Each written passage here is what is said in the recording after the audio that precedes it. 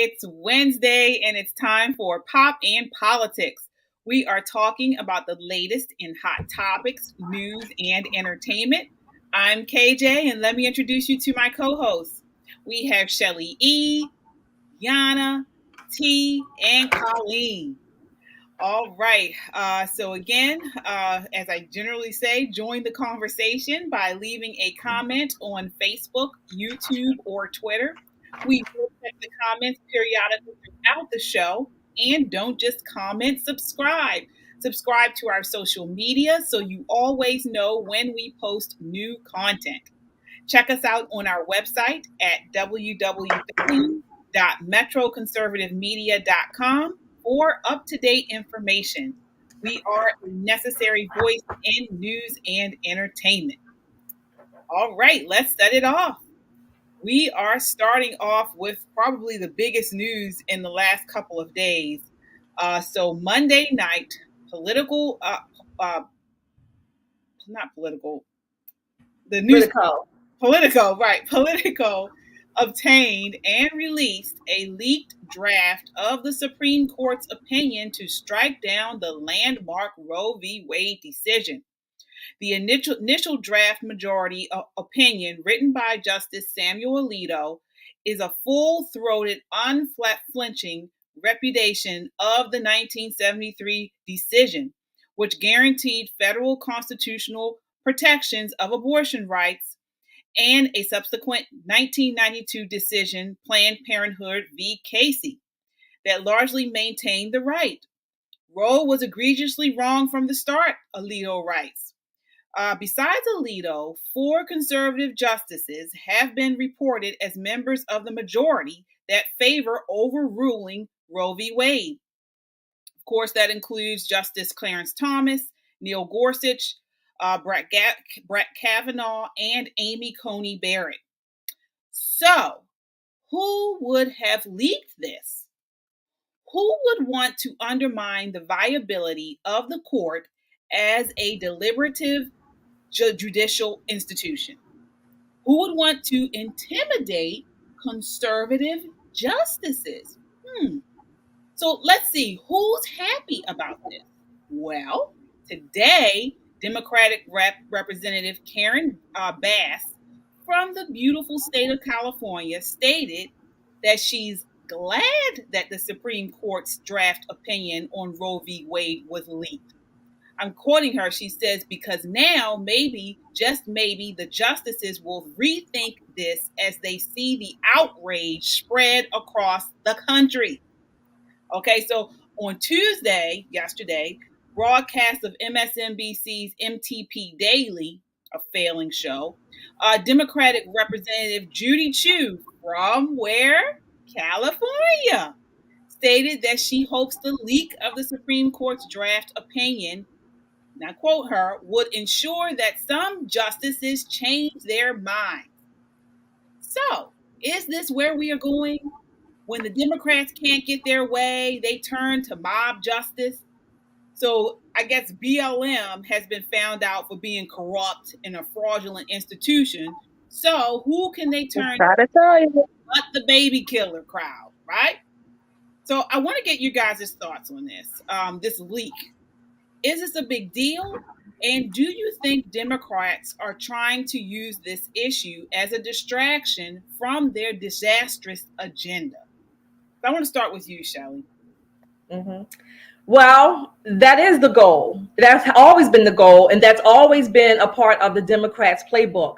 When they know or when they believe that they are going to lose, outcomes all stops. There's no rules anymore. We saw it in 2020 with the riots during the COVID scamdemic and all of the police brutality. And we're seeing it today. This is nothing new.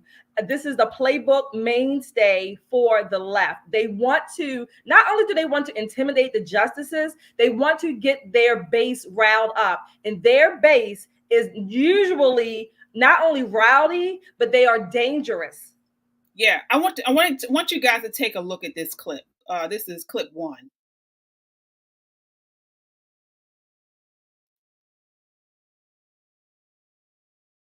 Since you mentioned about being dangerous, take a look at this.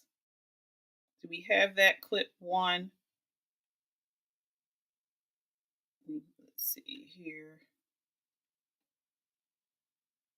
Well, I'll go. Let's go on with you, Yana. We don't have that clip ready yet.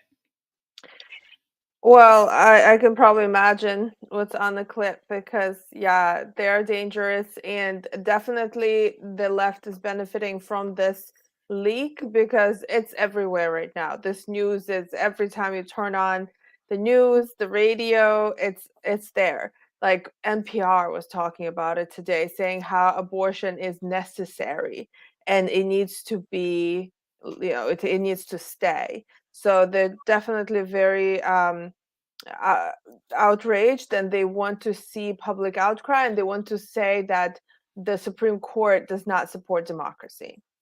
Yeah. I want to get your thoughts on this, T, as far as the leak is concerned. Actually, before we go into it, I want to show you, since Shelly mentioned, that they've gotten very violent. Like I mentioned, they can't use BLM, so now they have to use these nutty people who are abortion freaks. Take a look at this clip. Leave her alone! Leave her alone! Stop! Leave her alone! Hey, dude, come on.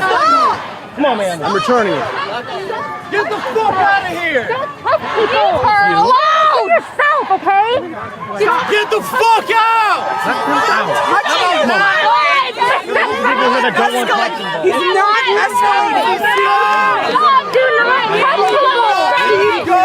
You literally just hit me 5 minutes earlier. Shut the fuck up! You shut the fuck up! Move this way. Let's move this way. I know he's hurting. Stop! No, how are you gonna sit there and say my bullshit? Fuck out! Let him go. Let him go. Keep walking! Keep walking! Let them out. Keep walking! Silence! Everybody's got to sit you know, for all you difficulties. Stop! What is your problem? Get the fuck out of here! Leave him alone! What the fuck are you doing? Fuck off! What the fuck are you doing here? Get the fuck out of Don't here! touch people! Get the fuck out of here! Leave them alone! Shut the fuck up! Fuck off! Shut up! Shut you shit! Quit touching people! You're full of shit! Touch anybody! Stop! You're a fucking liar! Quit touching people! Stop! You're funding you! You don't understand consent. Stop touching people. Shut the fuck up about consent. So I should have told you guys about the strong language, but the ladies that were holding up the black and white posters, they were the pro-life activists. There weren't that many, but the rest of the crowd that swelled around them were all pro-abortion people. And you saw them attacking them, the pro-lifers. This is ridiculous. And we saw the similar stuff in 2020 regarding the BLM, riots. What are your thoughts on this, T? This is their MO. Like, this is what they do. They want to put blame. Oh, they think they got one with the insurrection or whatever, January 6th. But this is not our typical behavior. This is their MO when they don't have any other option but to resort to violence because they can't prove or justify or debate any other thing. So they want to go resort to violence already. But I just wish would try me. Like, come for me. Like, I'm not the one. Yes, I will not turn the other cheek. So this is like I said, this is their MO. So it's not surprising to me. Yeah. They're the violent. They're thugs. They're the thugs. Even they're white liberals. They're the thugs. Yeah. What are your thoughts on this, Colleen? We saw, like I mentioned, this week they leaked this opinion by the conservative justices. Of course, leaning towards, based on the opinion, they are reversing Roe v. Wade. Who do you think did this, and is this a distraction from the Biden disastrous agenda, Democrats' disastrous agenda? Well, I think that, the one who couldn't define what a woman was, I'm not saying she had something to do with it, but I am saying that nothing like this has ever happened before. And now that we have a super progressive judge on the court, and it was leaked to Politico of all sources, it wasn't Breitbart, it wasn't, InfoWars, it was Politico of all places. So I think we can guess from that whoever the leaker is probably more left leaning. I really hope that they're going to get to the bottom of this, but they obviously did this in terms, just basically as a last ditch effort before the midterms, because I guess they really think that there are some people who are like, I'm really not sure if I want to vote Democrat or not. All this rising crime and all this inflation and everything, I'm just not sure. But abortion, that definitely did it. I'm definitely going to, reelect Joe Biden in 2024 because of abortion rights. You know what I mean? So I'm just really curious if there was anybody who was actually on the fence before this and is now like, oh no, I'm definitely voting Democrat now. And I don't know what goes through these people's minds, because I can imagine that the same people who were in that video attacking these pro-lifers and yelling for abortion, they're the ones who were saying that people who were not wearing a mask were killing people. Exactly. It was my body, my choice up until the vaccine mandate came into effect. And then they were like, no, we're not talking about that. Now we can't define what a woman was just a few weeks ago. And now we're fighting for women's rights. It's like, pick a side and stick to it. Stick to what you believe in. Something they cannot do. No, they can't do it. And again, they always try to have a distraction. And what are they trying to distract us from? Let me run down for you what the Democrats, led by old man Biden, have done for us over the last couple of years. Inflation has reached its highest level in 40 years. Gas prices remain at a 7-year high, levels not seen since Joe Biden was vice president. We have seniors are seeing the largest ever Medicare B premium increase in 2022. His lack of leadership on foreign policy strategy have crippled us, across the world. Afghanistan has fallen to the Taliban. China has ramped up its aggression against Taiwan, Hong Kong, and now Russia has invaded Ukraine. Why? Right. Because Biden has been shown as weak. His energy policies are trash. He's emboldened Moscow to expand their energy policies, and now they have a foothold in Europe. As a result of this administration's reversing Trump's wall and his immigration policies, now we have people coming across the border, the largest amount we've ever seen. U.S. Customs and Border Protection captured 839 pounds of fentanyl at the southern border. And this affects us here in Baltimore and cities across the country. Not only that, let her run down the list. Let her run down the list, because they need to hear this. As far as parents, they have ruined everything they touched turns to trash, and now they're trying to stifle parents. But now, by sicking the FBI on them, she's not finished. Yeah, right. About CRT. Yeah, it's a long list. Biden still says that the real threat, KJ, despite everything you just said, is the ultra MAGA agenda. That is the absolute threat to America, despite that clip we just saw when something that was leaked and everybody's out in the streets like demonically possessed. I want my abortion. My mom should have aborted me. It's craziness. It's just like the pandemic. The pandemic is another example of their shenanigans. And here we are again with another. They want to talk about conspiracy theories, but everything we've said has been true so far, leading down to even President Trump. If I didn't know, people see it. Yeah. I don't know if they do, though, KJ. Do they really see it? Right. If I didn't see this is why they have to come up with this crazy madness, these distractions, because people are actually feeling it. His approval ratings are in the tank. Yeah. You would have to be a fool to try to support this administration more. You would literally have to be a fool. Yeah. And I'm asking, totally. If I want to ask the audience, share this clip with anyone that you know that is still supporting Biden. I want you to share this with them right now, because I would love for them to comment. Maybe we'll bring them on tonight and say, fool, why are you still supporting this administration and the Democrat policy and their agendas? Please Where tell has me. he been though?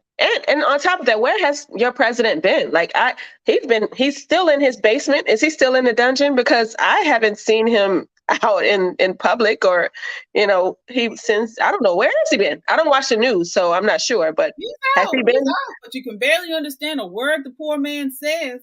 Yeah, I mean, barely understand anything he says. When Trump comes to town or Biden comes to town, you usually can't tell because they all have Trump flags both times. So, Biden can't even announce where he's going because he's going to get the welcome wagon of Trump flags. Like that's the thing, is like, that's probably why we don't even know anything about him, because he doesn't get a warm welcome anywhere he goes. So we will probably never know. We always find out like a day prior when it's too late. He's already on his way there or something. Yeah, and in terms of abortion, I looked into Roe v. Wade, and actually, originally, it was, I mean, of course, there are people who are absolutely 100% against abortion, but originally it was supposed to be like the first trimester, and then there had to be like real reasons, and like the woman's health had to be taken into consideration. But once they allowed that, then it just kind of snowballed into like up to birth, and even you can just leave the baby to die, so it just went on, and like we talked about it a few weeks ago, when they found like full formed babies who were dead, and they considered that reproductive rights. So it just, you give them a little bit and they want the entire baby, and they want to use, I don't know, these bodies for something. So we got to see like where is this coming from, who is really pushing, who needs this, like these abortion like rights to stay in place. Why are they so scared? Well, can you talk about, Yana, you've mentioned this on past shows. Can you talk about or describe just the origin, like when abortion became legalized? You mentioned that a lot of times it was started in communist or Soviet Marxist. Union. Yeah, actually, Soviet Union was the first country to make abortion legal. So it was in 1920s that they made it legal for the first time in the world, and it came from Marxism. I mean, Marxists, they believe that a woman has to have this type of right because I don't know, because a woman should not be controlled by patriarchy like that. That's the whole reasoning. And actually, abortion was like an amount, the how many abortions were performed in Soviet Union was ridiculous, and actually it contributed to population drop. So we, by like 80s and 90s, there were less people born than dead in Soviet Union. So, and it's still recovering. I mean, right now abortion is still legal in Russia. It is up to 3 months only. But there's been a big campaign to discourage people from even considering it and things like that. But it started with Marxism, and it contributed to huge population drop. Yeah. And the thing about it is, and for people who, I don't know if a lot of people realize this, but even if the Supreme Court overrules Roe v. Wade, it does not, it goes back to the states. And so it's for the legislature in states to decide. So it's still not totally outlawed. And we can see we have, California, who has already said they will be a sanctuary city for abortion. So not only will they be overrun with homeless people, but they'll also be overrun with dead babies. So, and we see this, and so they've already, they already said they would do this for you. So after Coachella, when you screw everything walking, and then you want to have abortion to fix it, you stay in California, and they'll fix you right up, cut you and slip you up. That brings me to a thought. Like, why is this one of the talking points politically across the board, both left and right. Why is abortion a talking point? What do you mean? Like, why is it one of the issues that both left and right, like we can pick any issue to debate over or whatever, but why is this a talking point? I know to us we're saying we're killing people. To them they're saying, oh, it's our free body, we can do whatever we want. But why is abortion in general, like why are we even discussing abortion? You mean why is this even a thing? Yes, to be debating over. Why is it a top issue to be debating over? Well, because, and I said this in previous, I think, and again, this is just me talking from a biblical standpoint. When you think about it, all of this leads back to procreation. You know, when you talk about the gender issues are top of mind, abortion is top of mind.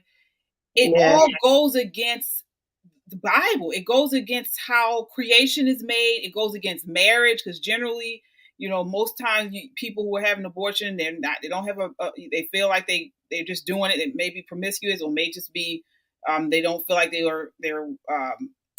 have enough support, and they abort the baby. So again, I'm not sure if I'm explaining it correctly, but to me, it all leads to that. Well, and it's also this whole thing about responsibility. I think that what they're pushing for is complete lack of responsibility on the woman or anyone who's creating this life. So people feel like even if they do whatever and they don't, you know, they know where babies come from, but then when someone gets pregnant, they're like, oh, we gotta end it. Like it can't go on. And I don't think people know. I don't think people really realize what the procedure involves. They don't. I didn't until I was well into adulthood. We are sold lies, and we're sold it from some of the people that we listen to on the radio every day. Nicki Minaj and Cardi B are selling lies to women, and therefore it's creating a culture where abortion is more acceptable, because if you're more promiscuous, you're more likely to become pregnant. And obviously that lifestyle doesn't lead but to they have husbands. What'd you say? Oh, what? I said, but they have husbands. How great are they though? You know, so like Offset, I mean, he cheats on her like constantly.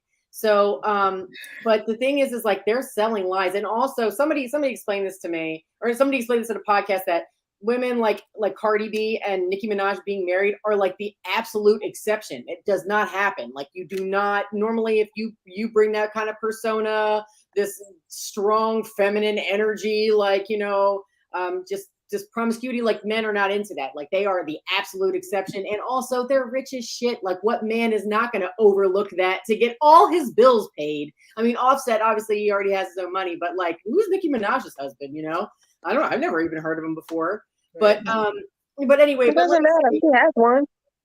You're not wrong. But let me say that there is a really big myth that that there's ever a time that a woman needs an abortion to save the mother's life, and that is a lie. It's a lie, because you don't need to remove the child from the mother and then kill it.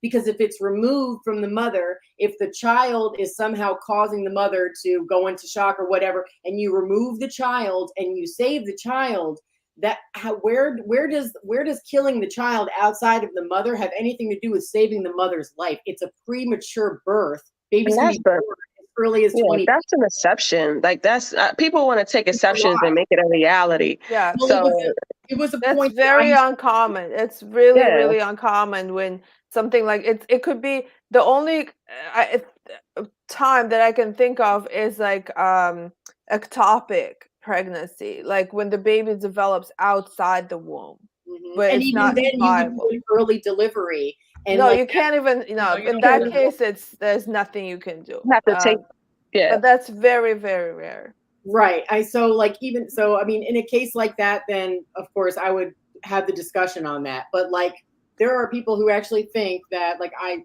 came across a story today in Poland, because the Guardian had to pull a case from Poland because they couldn't find an American that had this problem, that they needed an abortion to save their life. So they had this woman from Poland who had twins. One was dead inside of her. And I guess since she refused to actually give birth to the other one. She wanted to abort it. I guess this article claimed that she like died, or that's what they were getting at. They wouldn't talk how many weeks pregnant she was. It was just a very crappy example that the left will use to say that we need it for healthcare. And this is either extremely rare or can be easily debunked. And the child did not need to be aborted. It just needed to be prematurely delivered. You know what I mean? I was reading or watching an article or watching a video of this girl. They were either a podcast or some video or something. And the girl was explaining how she went with her friend to an abortion clinic. And she was describing how she didn't want her friend to have an abortion, but she didn't speak up. So she was just supporting her friend. But she was describing how packed the abortion clinic actually was on a Saturday morning. She said it was like 7 o'clock on Saturday morning. It was packed. And she said she was just in tears of how many women were actually there. Most of them by themselves. They bring their kids with them in the you can't. room. Oh no, they bring their kids. Oh no, they do. They do. Like I they bring their other children to who else is going to watch the children while they're getting the abortion? I mean, they can't afford healthcare a lot of time. I mean, they can't afford childcare. No, but I don't think you can't bring anybody. You can't bring underage person. They tell me that in the waiting room there were children running around because their mother was waiting in the waiting room. Like it's a pretty packed place. I mean, you'd think it was a doctor's office. Well. So, I mean, they do technically have other services at Planned Parenthood, so they could have been going there for something else. But I mean, sometimes you will see. It's definitely a business. They're definitely making a lot of money on this. A waiting room, just like any other medical clinic. Let me reach out to some of these comments because we have several. So we have here Tyrone Keys. He says the left becomes increasingly disgusting, immature, and deplorable with each passing day. All right. So we have here Agnes. She is absolutely right. They love mobs. They've been doing it since KKK days. Yeah, that's right. All right. We have Chris. Says we're about to have naked liberal women in the streets again. Well, I mean, are you upset about it or are you happy about it? Most of them are feminists anyway. He probably doesn't want to see them. Yeah, it depends how they look like. Naked. If they say they're feminists, they'll be hairy. Yeah. Let's see. Agnes again. The matter about being able to murder babies, that ever increasing inflation in gas prices, food prices, illiteracy, shaking my head, and the leak is unethical and against oath public servants take. That's right. That's right. Hopefully this is brought to law and when they find out who this person is and they have consequences to face. So let me see here. Now that she said that, I really feel like KBJ might have had something to do with this because Joe Biden decided that Justice Breyer was going to retire. Remember? He was like, oh, time for you to retire. And then the next day he was like, I guess I'm retiring. Okay. So but she wasn't not there yet. No, Justice Breyer, like it was announced that he was going to retire. Yeah, but KBJ is not on the Supreme Court yet. Oh, okay. He's not. Yeah, true, very true. Let me see here, Zulika. Maryland delegates just amended the Maryland Constitution to allow long-term abortions and even to allow young girls to have referrals from school counselors for abortions, no parental knowledge consent. Oh, well, let's see here. Suzetta TKJ agree. From a biblical worldview, it goes against Christ. Christ said, "This is my body," and now others are using the same phrase to stand for something other than Christ. That's true. That's it right there. So I'm going to take a couple more. Let's see here. Let me see here. General Savage, there's one way to describe these women. It's definitely chunky. I could be a little spicier though. Oh, chunky? Okay, well, whatever you like. We can't see you, so I wish we could describe you, but We'll keep What are going. you talking about? The only thing chunky is his fist up gonna be up your face if I see you, but that's another story. Yeah, you do. Somebody they say you sound lonely. If you're why are you watching? You must like chunky women. I mean, yeah, you could be doing something better with your life if you wanted to. Yeah. And speaking of chunky, are you stroking your chunky monkey while you watching? That's a break. All right. So we will continue on again. Join It's the really not chunky. That's probably the point. It's the problem. It's not chunky. All right, so join the conversation by leaving a comment on Facebook, YouTube, or Twitter. We will check the comments periodically throughout the show. Also, subscribe. Subscribe to our social media so you always know when we post new content. Check us out on our website at www.metroconservativemedia.com for up-to-date information. We are a necessary voice in news and entertainment. All right, so we are moving right along to our contest. So, guys, I know last week we announced a contest that we would be announcing a winner to the second annual Lincoln Reagan Douglas Dinner with keynote speaker Winsome Earl Sears, happening here in Baltimore on Thursday. I believe it's next Thursday, May 12th. So it's going to be a great dinner, night of entertainment, of dancing, of music, and of course, to meet our Lieutenant Governor in our neighboring Virginia, Winsome Earl Sears. So the contest included for you guys to like, share, and subscribe last week and comment on our broadcast last week. We did do a drawing, and the winner of the drawing is Drum roll. Suzetta. Yes. Suzetta is the winner.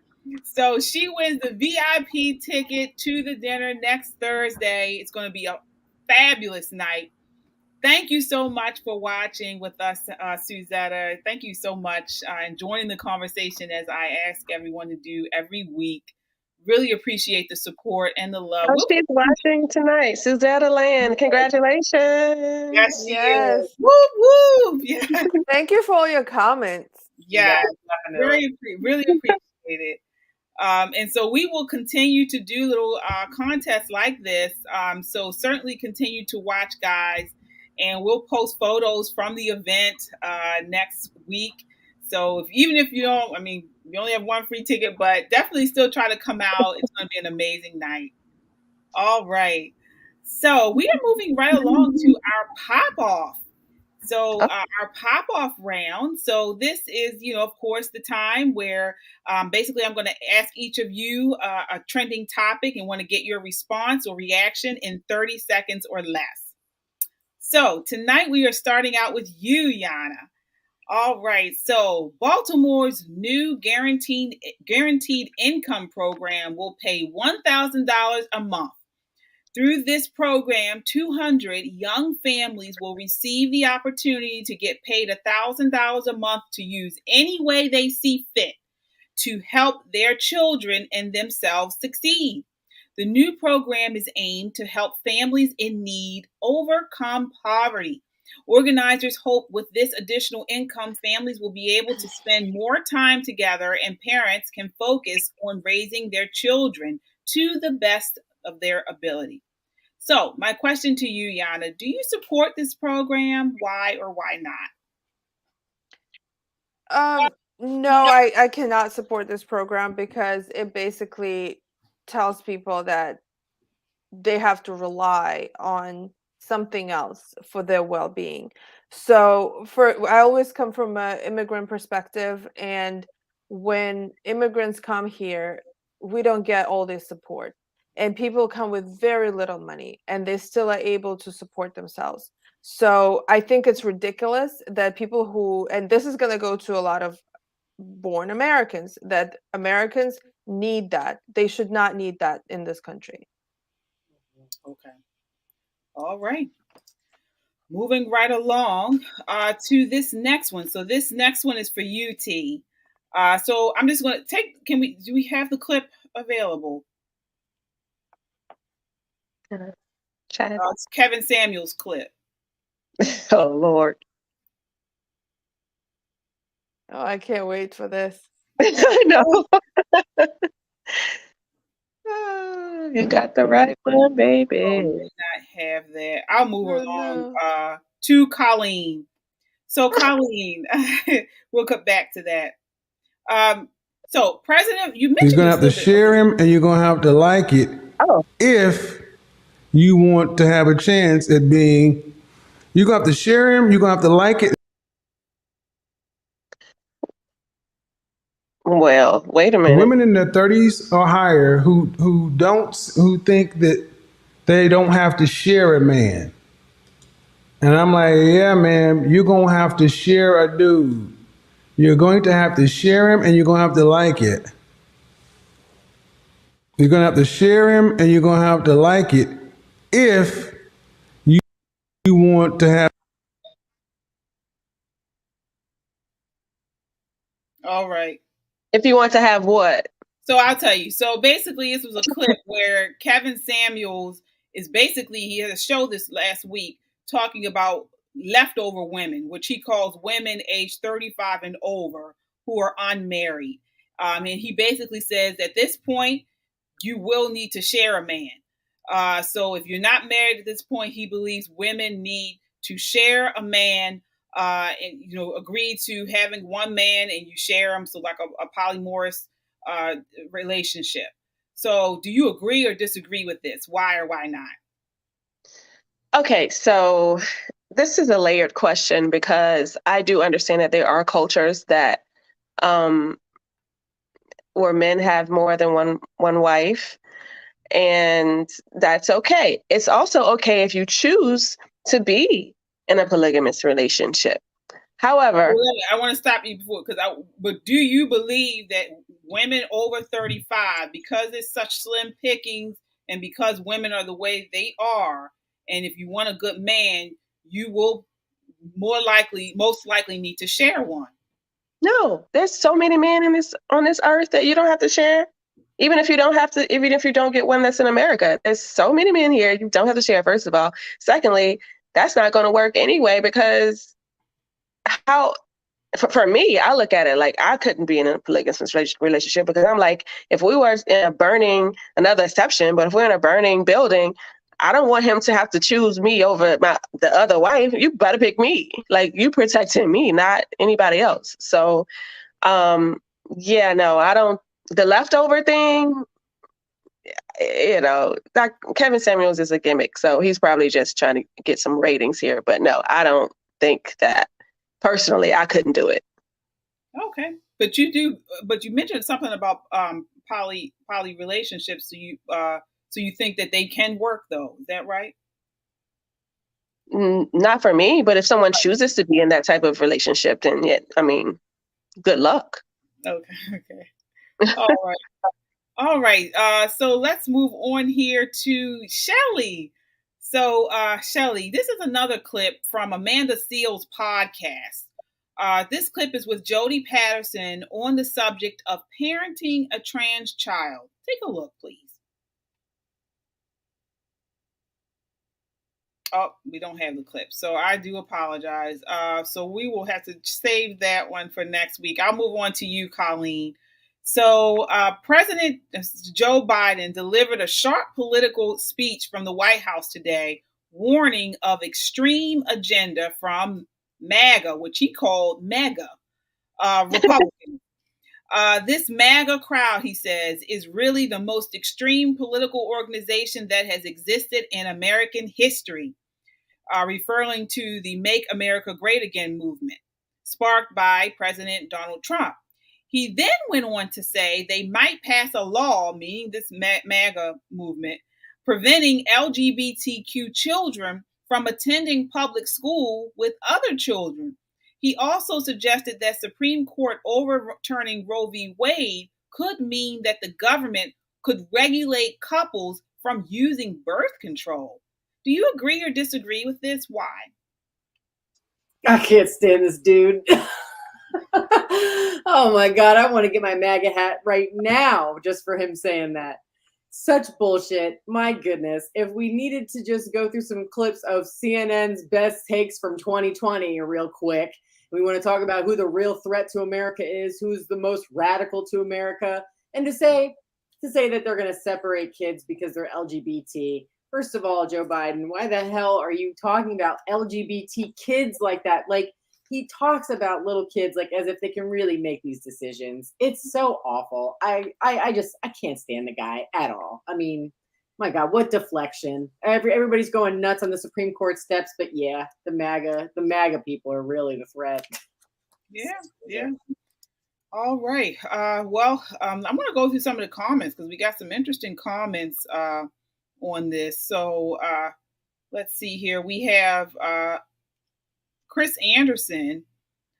He says, leftover women, these are women that will die alone.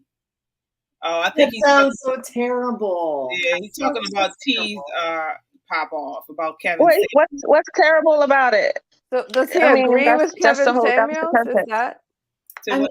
Yes, he does. He said he says these women will die alone. That's what he said. I don't think 35 and single means you're going to be alone forever. You're still pretty good. I mean, you can have kids until you're like 40s now. So, anybody who's watching this who's single and 35, you will be okay. I promise. You will find yourself. How old are you? How old are you, Colleen? Oh, never mind. Don't answer that on. Never mind. Don't answer that on. Yeah, I'll say I'm 30. I'm 30. So I'm like, yeah. No, I'm not too worried about it yet, but my gosh, 35, like, come on, you still have a lot of life to live and you can still have kids. So well, he also says he was being sarcastic. Okay. He will die alone. So that he was not being sarcastic. He had a whole show and he actually went in on one woman who was really a nice lady. She was not combative with him as some women are on the show. And he basically told her, well, if you don't open yourself up to dating, being one of two women in a polygamous relationship, you're gonna die alone. That's what he told this woman. She was a widow. But I mean, is there such a shortage? Just like T was saying, like, is there such a shortage of men? Like, is there? Like, so I want to jump in here for a minute on Kevin Samuels' behalf. Okay, I heard the show, KJ. I know, we talk about this show a lot, but let's put it into context. When he talks about Chinese women, right? No, I don't know if this lady was Chinese, but when he talks about these women dying alone, the context is 99% of the time usually based on what the women are saying they are looking for, and their expectations are very much out of this world compared to what is. So that's usually the context of when he says that. So he's responding a lot to what the women are wanting. He had a whole show. Yes. This was not, we were all watching. This was not. He had a whole show around the idea that women 35 or older, which he calls leftovers, need to have to open themselves up to sharing a man. That show, yes, I saw that show. I saw some of it, but usually I'm saying when he talks about these women dying alone, he's generally talking about women who have, again, these very, very high expectations of the men that they want and what they are, I guess, not able to even bring to the table. Not talking about money, but their standards are so out of the ordinary, extraordinary, and their expectations are not going to be met. So they're either going to die alone or they're going to wait for this Prince Charming that they have in their mind that they're never going to get. They're never going to get, yeah. All right. And this is after they've already gone to college and done all of those things and have their career and everything. You think that they're going to put the man on the other side of that. So they're really starting out at 35 or 35 because they've done all these things by putting their careers first instead of family first. I'm just amazed how many people are listening to this guy because he is really giving horrendous advice to people. And us as like conservative women, like we should be completely disgusted by the advice that he gives. Like he literally promotes people sleeping with multiple people at the same time. That's what he is advocating. Yeah, absolutely. When did he do that? After this episode, I totally was like, okay, now I see he's just about entertainment, because you cannot the 1 minute talk about submission and talk about women being feminine and being in a household with men, and then on the other hand, you're promoting polygamy. You can't be. To me, 1 minute he was trying to talk. He was talking from biblical standpoint, but then the other stuff you're saying doesn't match. I don't think he was promoting polygamy by saying that if at this point, if you haven't found a man, you might have to share one. That's not really promoting polygamy. That's really promoting get your stuff together on the front end. That's not promoting polygamy though. Like saying, hey, you should go and be with somebody else. It's saying that's all you're going to be left with. Sharing them. And he talked about the fact that these women overlook a lot of good men. Yeah, he was promoting it. He said, women, you need to think about sharing a man. Not only that, but in past shows, he always has this mentality that men are okay to have more than one woman, but women must only stick with this one man. So he has many times in the past promoted the idea that it's okay for men to sleep around if you have a good man, but if women need to just accept that. That's what he's promoting. You know what? We should try to get Kevin Samuels to come on our show. Yeah, I love it. So, all right, so we are running out of time, but we do. Let me see here. So we are running out of time, but we do have Shelly's pop off. So I want to get this in really quick. So take a look at this clip. See this LGBTQAI thing as a Black thing, it's going to eat us up. The whole system is going to implode on us. We are going to be swallowed up by it. And I'm not being like dramatic. If we don't connect the dots between LGBTQAI plus liberation, Black liberation, women's liberation, guess who's going to suffer? Black families. So we can say we can make a long list of the reasons why it doesn't make sense. But for what point? Just to say no and watch people die, people in your family die, people in your community die. And we're talking millions, by the way, of trans people.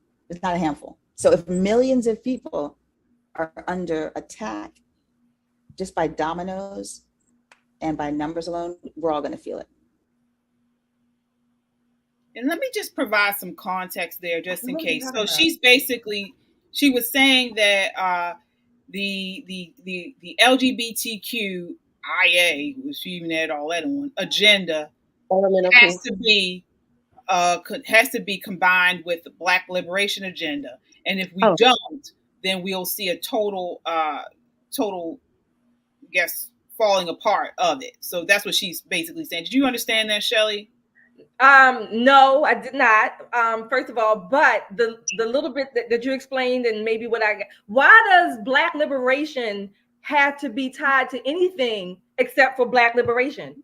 I mean, before we had the alphabet soup of people, granted there may be millions of them, but they are a very small percentage of the population at large. But we didn't have the LGBT during the civil rights tied to Black liberation. Black liberation should have been, I think, still about income, education, if you want to call it the social mobility, families, Black families. This is where Black families are not disintegrating because of LGBTQ people, or I don't even know what you call them. I swear I get confused with all these alphabets, and it's English. But that's not why the Black community and Black families are disintegrating. They are disintegrating mainly because our families are not intact by and large. Single moms, children with no fathers, our education system.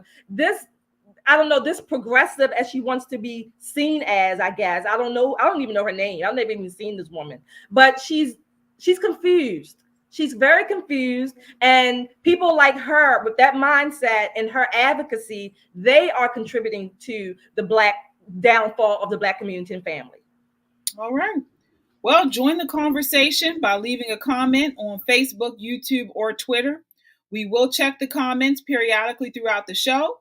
If you have a question that you'd like to hear answered by one of the co-hosts, email me, kj@metroconservativemedia.com, and I will ask the co-host your question during our next pop-off. All right, we are behind time tonight, guys. Hang in there with us. We have an action-packed show tonight. So moving right along to President Joe Biden and student loan forgiveness. So President Biden announced he will have an answer on the question of student loan forgiveness in the next couple of weeks. So all we know, he says here, all we know is that the president has expressed an openness to cancel some debt. This is what Yana Presley of Massachusetts told Yahoo Finance. That in and of itself is a tremendous victory. And so I believe we are closer than ever before to seeing some of this hardship alleviated. So I want to ask you all, what does it mean for him to forgive the debt? Does it mean that he will make an announcement, wink his eye, and poof, it disappears, never to be seen again? And then somehow all over the land, people go out and, people who have partied through their way through college, people who have taken maybe 7 years to complete a 4-year degree, people who didn't finish, people who have just not paid the loans back because they just didn't have the money, will shout for joy because the all-powerful wizard of the U.S., Biden, made this money just disappear. No, it would shift the cost of repaying them to the public at large, including many people who either didn't go to college, scrimped and saved to avoid taking on debt, paid off their loans, or borrowed from private lenders. So I want to get your thoughts on this. Do you guys think this is a good idea to not get rid of, because it's going somewhere, this student loan debt? I want to start with you, Shelly. Hell no. Hell no. I paid off my student loan. I'll tell you what I paid. In 2020, January 2020, I sucked it up because I worked a lot of overtime, a few months before. I sucked it up and I paid off my balance of about $33,000. Flat out wrote a check, paid it off. That's what I did. Hell no. I still have one student loan, less than $10,000. And I don't even want it to be dismissed, because I think it would be not only is wrong to put that on someone else. So hell to the freaking no. Nobody should be paying anybody's debts. I'll tell you another reason why. When I was in college, I worked, I think 1, 2, 3 jobs, maybe 4. I worked, I went to school, I had an apartment, and I didn't have furniture, right? There were some days or some months, I should say, when all I had was enough money to pay my rent. I would take my little happy ass down home to my grandmother's and give food for the week. Okay, thank God for my grandmother. Okay, but I was working, I was paying my bills, whatever, trying not to have any more student loans because I had taken some out, but I didn't want more and I wanted to pay them back. So hell no, and I don't want to put my debt on anyone else. No.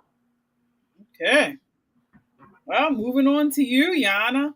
What are your thoughts? Should Biden forgive student loans?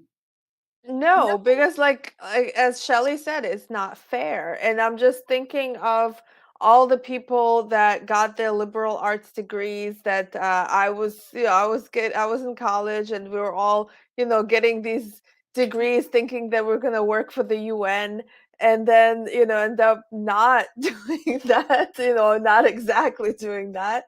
And then now they want someone else to pay for their degrees and for what the money that they took out. It's just not fair. People who never went to college but they have a job, like they're going to be the ones paying for these people who decided to enjoy their life in college. And yeah, so it's just not fair. All right. What about you, T? Should Biden forgive student loan debt?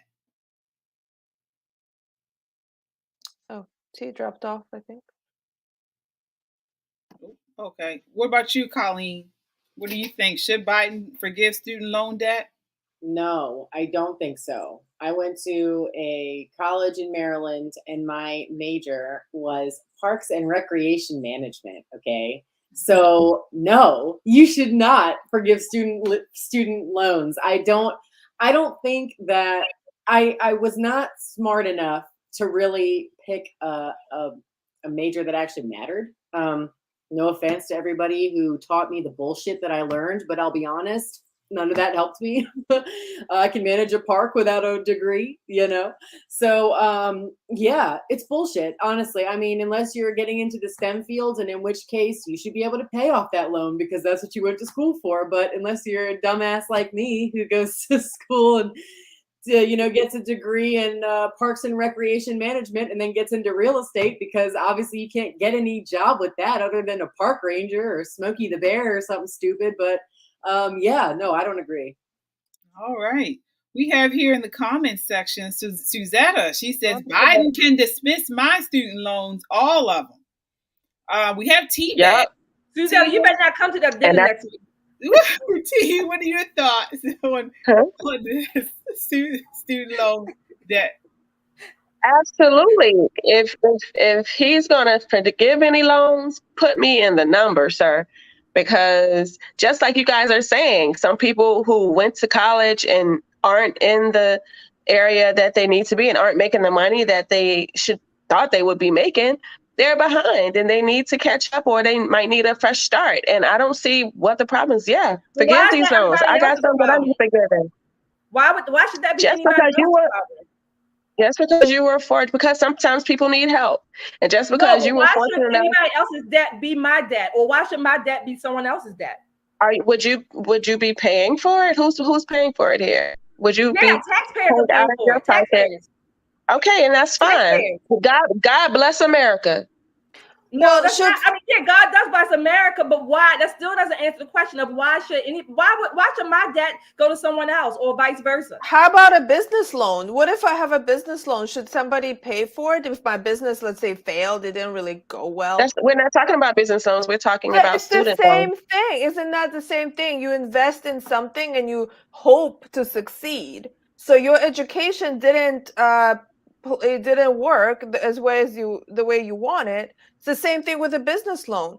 What if someone took out a $50,000 business loan and their business failed? Should someone else pay for it? So going back to your question, Shelly, why should you pay for it? Because I understand like the same topic of welfare and social welfare programs. I understand it should be a temporary thing, right? For people to get back on their feet. This would be the same thing. It's like a reset for people to get back on their feet. What's the incentive for people? If let's say all the debt is wiped out, and then the people that come behind this group of other people and have debt, what's the incentive for them to pay it back then? And then the mindset is going to be, oh, well, the government or somebody else is going to pay for it. I don't have to do it. Where's the accountability? I don't know. Is he planning on paying everybody's? I don't know what the rules are. I don't think he's going to do it. But I don't think he's going to do it either. I don't think he's going to do it either. But I'm just saying, if he does, because they don't clarify anything. Let me get that. They don't clarify I'll take it. Have to graduate. I'll just call it reparations. Well, a lot of analysts say that it can't be done. They say that it has to go through the legislature, and he can't rightfully do that, or otherwise there'll be lawsuits. I do agree that we should remove interest rates from student loans. The only way that they should make money is by late payments, penalties, or any kind of fees that you can legally add. But there should be no interest rates on student loans. How about having the colleges? How about having the colleges buy into this? Because I haven't heard anyone, not even 46, talk about having the colleges have a part to play when they're the ones who continuously raise their rates because of the partnership with the government backing the loans, and the colleges saying, oh, wow, if the government's going to give these people free money, then why not raise the rates?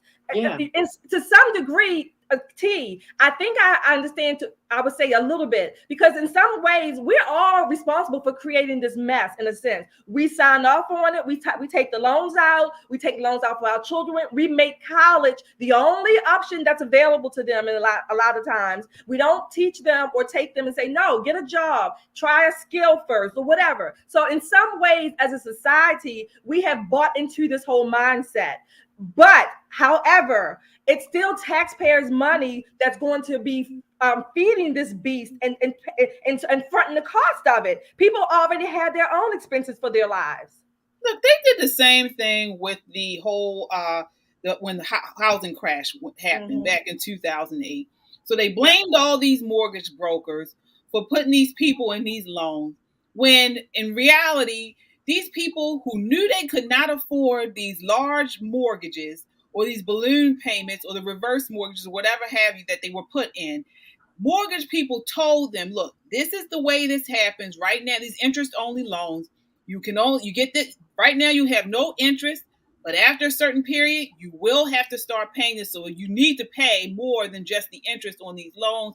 People just want to get in their houses. They want to get in the houses, and so they say, sign me up, whatever gets me in the house. They had no intention on paying this money back, but they knew that they had this money to pay. And then you had the housing crash. And so then what did they do? They blamed mortgage brokers for these loans, and they never put any of the onus on these people who went into the loans. I learned in 6th grade, KJ. I learned in 6th grade, Mr. Pony. Thank God for Mr. Pony. I learned Mr. Pony, 6th grade math teacher. There's no such thing as free money.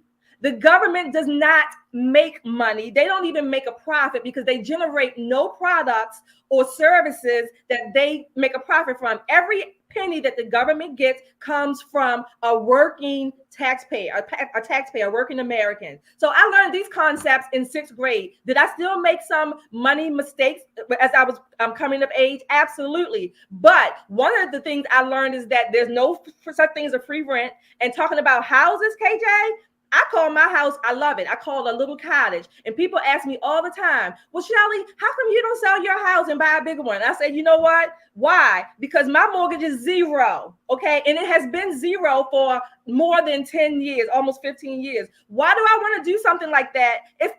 You're supposed to get more wisdom as you get older. Well, one thing you mentioned, Shelly, is talking about, there's no free lunch. And one of the things that's free is public education. And here it's not really free, but okay. That's what I would say. Here in Baltimore, our taxes go towards this public education. And what type of education are we getting? It's horrible. And I say that because another scandal has hit Baltimore City Public Schools. Project Baltimore exposed it recently, how a student missed the first 140 days of school, but was somehow marked as present and passing classes. So his name, I believe, was Quante. Yeah. He was unable to attend school in person because he has some type of disability. And so, even though he was unable to attend during I think it was in spring 2021, he got his report card, and the report card, he passed 5 classes, including modern world history and Spanish. Physics, he got a B-. So his mom was interviewed about this via Project Baltimore, and she said she didn't know how he got it. She was like, he didn't even attend any classes. He passed Algebra 2 with a D, and his teacher wrote, "Bullet comment. Pleasure to teach," and he wasn't even there. So again, this is what we're talking about. There's no type of. This is crazy. Did you guys hear about this story? And what yes. Yeah. I thought it was really funny that he got a comment from his teacher. He was a pleasure to teach. Right. It was pleasure because he wasn't there. Like she didn't have to worry about him. Yeah, and it's funny, but you gotta laugh to keep from crying.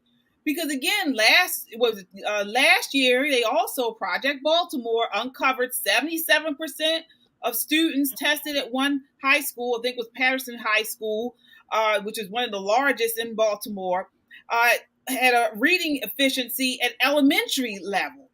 So again, this is crazy. And you wonder why we have a family, Baltimore City family, the Pattersons are doing the lawsuit. The lawsuit in our school. This is why. Because we are paying our tax dollars for these children to be educated, to be in school, and they are not.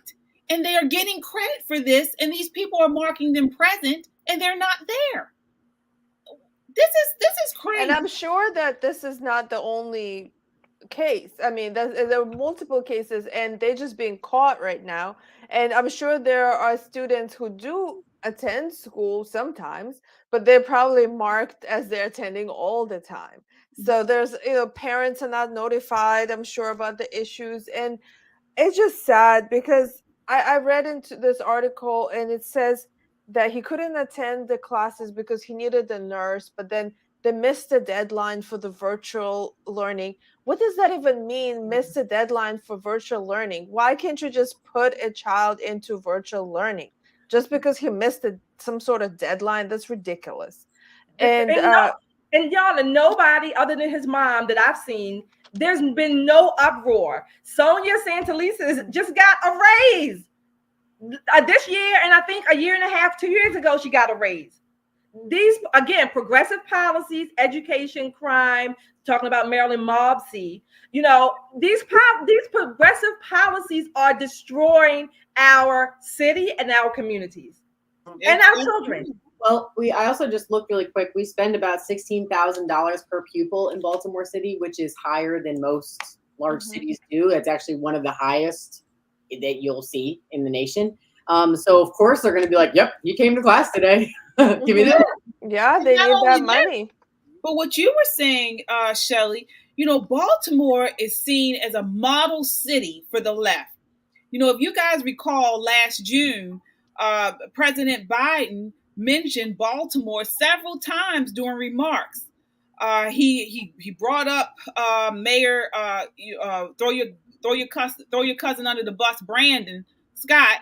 He brought him up and to the roundtable meeting at the White House, focusing on his holistic approach to crime fighting. We are supposed to be what the example of crime fighting. Come on now. And Brandon, throw your cousin under the bus, Scott, is the golden child for the Biden administration. This man is going to ask Eric Adams. This man wants to uncover corruption in city government. Yeah, he's going to ask Mayor Lightfoot next to give us insight on how well she's doing in Chicago. Yeah, have her give us beauty election. Yeah. The ugliest woman that I've ever seen. One of the ones. This is how outrageous this is. Lightfoot. It's literally like asking Lightfoot to give us beauty lessons. Yeah, they're testing out Marxist ideas in Baltimore, and no, I wouldn't even say they're testing them, Yana. They are implementing them. They are implementing. And now we just talked about the $1,000 a month thing. That's another one. Yep. And safe streets. How about safe streets, where they actually had people who were shot in gun violence situations, and no matter what measurement, the main measurements that should be used, they are all poor, right? Poor, education, crime, everything is in a poor state, but yet they continue to go head on with their plans. Nothing is going to stop them.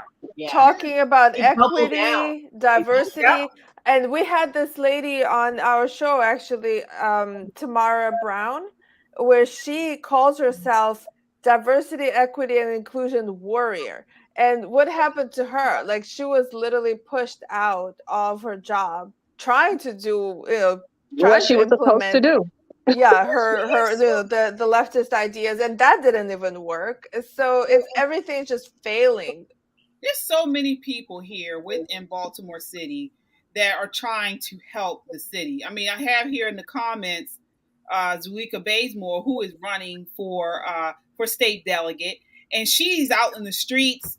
She's out in the communities every day for Baltimore City. She says here taxpayers lost over $16,000 for just that one child due to deception. Exactly. She's out here talking to people in the community every day and hearing this stuff. And, and we have other people in the community like her, but they can't get through this cultish behavior in city government. Marilyn Mosby, Nick Mosby, Brandon, throw your cousin under the bus, Scott. All of them are in cahoots, and it's not for the betterment of Baltimore. And it deters people away from moving in the city. People who are productive, good citizens, they don't want to live in the city because the conditions are horrible and the schools are horrible. I was just talking to someone, and they're looking up. They wanted to move in the city and be a taxpayer in the city, but the schools are like less than 4. Like the highest city, the score of 10. I mean, in the city, the highest score was like 4, and I'm like, that's horrible. Yeah, that is a horrible score. We're becoming the shining city of light of Marxism. That's what we're becoming, the shining light of Marxism. This is Baltimore City. And this is not what, I mean, you guys tell me, do you think this is what Baltimoreans signed up for? Is this what they want? At the crazy college I went to with my wonderful degree, somebody that I went to school with, I'm friends with him on Facebook, and he's running for Baltimore City Council as a Democrat. And I feel like we could have a great conversation with him. What are you going to do different as a Democrat that all the other Democrats haven't done? You know, I feel like they just want to have their name on a ballot just for name recognition. It's not really to do anything. Like the politicians that are running and the ones that win aren't the ones that should be winning. It's the ones that there are some politicians, I'm not saying all of them, but there are some, especially on the Democratic ticket, that would want to help and see change, but they end up just being on the ground. I really feel like if he even heard us talk, it would be like news to him. I really feel like some of the stuff that we say would be news to him, even though he's running for Baltimore City Council. You know I think the way that they think is this whole mentality that, let's say, Marxism was not implemented right. Like that's in their mind. Like you guys are just not doing it right. So I think every new person that comes in, that's what they're coming in with. Yeah. And the crazy thing is, a lot of these policies, they sound good on paper, or they look good on paper, but in practice, I've said it earlier in the night, they're trash. They're trash. But yet and still, we have, the country they're trying to move to be like Baltimore. Yeah. Remember when we voted for gaming in Maryland because it was going to go to the schools? And then they put horseshoe in Baltimore. Like, what? The schools should be perfect by now. I mean, we voted for gaming to help the schools. I think that's why everybody got guilted into voting for it. I did. I voted for gaming. I wish I didn't vote for it. I don't vote for those bond issues. I vote no, because if you read them, it's all the time taxpayer money, footing this bill and footing this bill. I always vote no on the bonds. But you bring up a good point, Colleen, about voting and just being educated. KJ, you talked about this before. Voters are just not, I don't know what do they want? This is the system, I guess, that they want. Maybe the system is doing what they voted for it to do. Maybe we're the crazy ones. Yeah. But like I said earlier, I mean, we have people, this election, people have options. And I said this in the last show, do not vote for anyone that is currently in office. I would not. If you live in Baltimore City, don't vote for these incumbents. Yeah. We have people running, not so much in the city that I know of, but I know for like the state delegates, you have Zulika Bazemore, you have Dr. Gwendolyn Butler, Mecca Muhammad, all of these people who are in the communities, who have new ideas, different ideas, who are not part of this clique, who are not part of this incestuous democratic cabal. Cesspool. Right. And who will hold people accountable. Because right now in Baltimore City, we do not have any accountability because they're all in cahoots together. And like I mentioned before, they're in cahoots, but they're not for Baltimoreans. Yeah. Have y'all seen We Own This City on HBO? They just I'm not gonna watch that. It's pretty good. I haven't even seen The Wire yet. Mm-hmm. I know. I never actually watched much of The Wire, but I will say they made it. I think they pretty much based it on that gun trace task force in Baltimore. So I don't think you actually need to watch too much of The Wire to actually keep up with this, because I seem to understand, because I did some research and watched some interviews and stuff about Sean Suiter and stuff like that. But it's really interesting. I mean, my gosh, Baltimore is rotted from the inside out. All the departments, the police. It's so sad. It was such a we're basically paying our politicians to screw us, and it doesn't feel good. I'm not wet from it. Nope.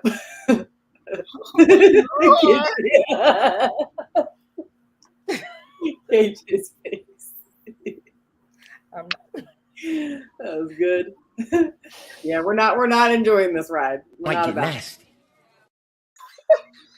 Well, from the back, Shelly. They're screwing us from the back. They're screwing us in the front. We see it. Yeah, it doesn't feel good. I'm not wet from it at all. I'm pissed, but I'm not wet. Stop. Speaking of wet, Metro Conservative Media says I'm infatuated with Wes Moore.